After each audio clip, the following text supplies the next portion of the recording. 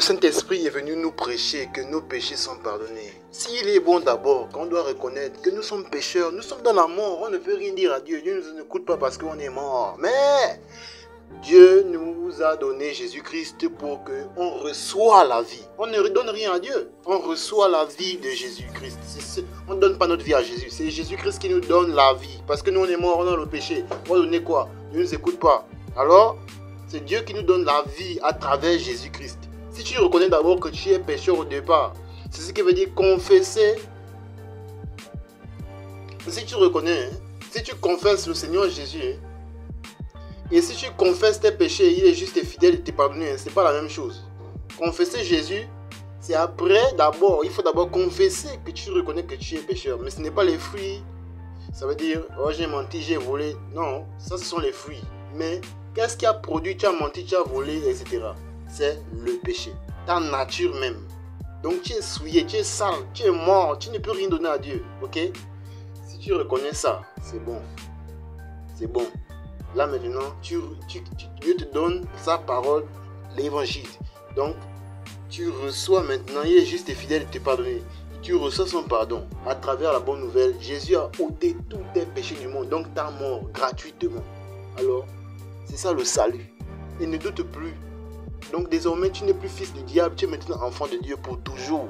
Plus besoin de demander à Dieu pardon des péchés. Plus jamais. Et toutes les paroles que vous allez écouter tout à l'heure là sont déjà accomplies. Nos péchés sont blancs comme neige par le sang de Jésus une fois pour toujours. Nous sommes propres devant Dieu. Amen. Et il y a encore une grosse erreur que font plusieurs personnes. Quoi? Oh, j'ai choisi Jésus. Tu ne peux pas choisir Jésus, monsieur. Mais madame, tu es mort spirituellement. Le mort ne choisit rien.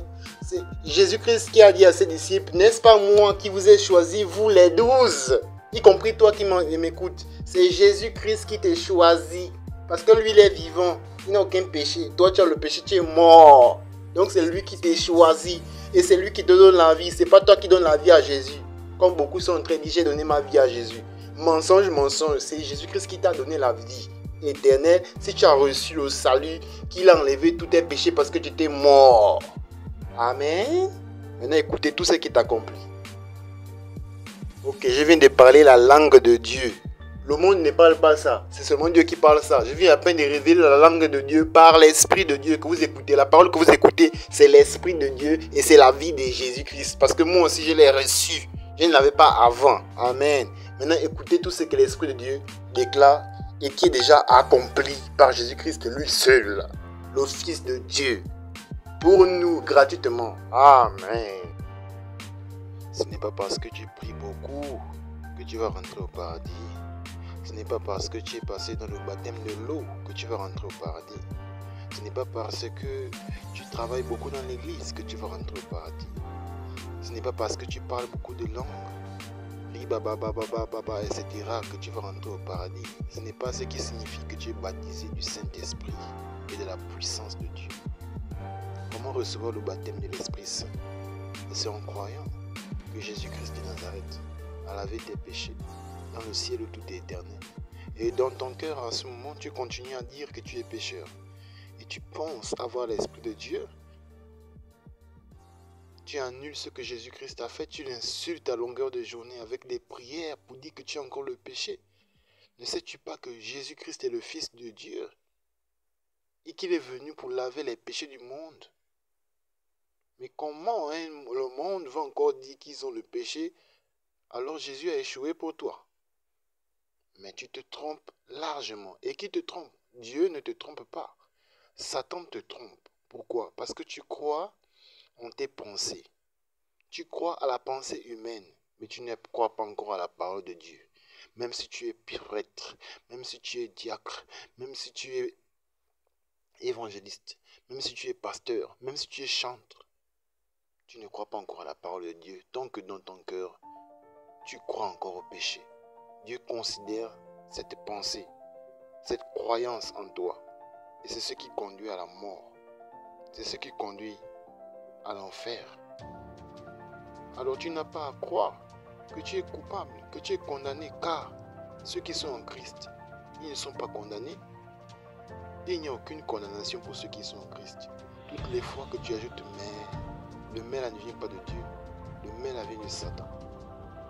Il n'y a aucune condamnation pour ceux qui sont en Christ. C'est oui et amen. Tous les mails que tu vas dire, mais ça ne vient pas de Dieu. Mange Jésus, il est le pain descendu du ciel. Mange-le. Et quand tu dis mais, c'est Satan qui parle. Amen. Je t'invite à l'église Mission Bonne Nouvelle, te réconcilier avec Dieu en esprit et en vérité. Tu n'as plus aucun péché pour toujours. C'est ça la foi. Let's go. Voici le parler en langue de l'Esprit éternel de Dieu que Jésus-Christ a envoyé pour rendre témoignage à lui-même, Jésus-Christ, qui est le Fils de Dieu, qui est le cœur de Dieu. Amen. Alors, tu vas prendre Jean, chapitre 4, verset 24. Tu vas prendre Luc 24, 47. Tu vas prendre Ésaïe 1, 18. Ce que l'Esprit éternel dit en langue du royaume de Dieu. Le parler en langue, le vrai parler en langue. D'accord? On y va. Je commence par Jean 4, 24.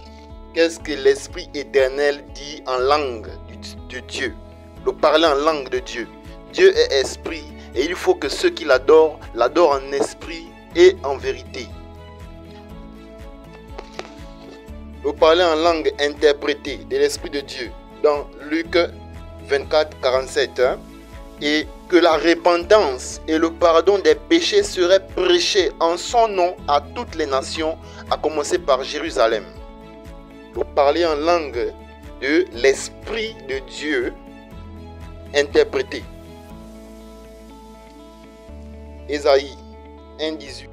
Ésaïe 1,18. Venez et plaidons, dit l'Éternel. Si vos péchés sont comme le cramoisi, ils deviendront blancs comme la neige. S'ils sont rouges comme la pourpre, ils deviendront comme la laine. Voici le parler en langue interprétée de l'Esprit vrai de Dieu. Ça, le parler en langue du ciel, du cœur de Dieu, du Fils de Dieu, de l'Esprit de Dieu.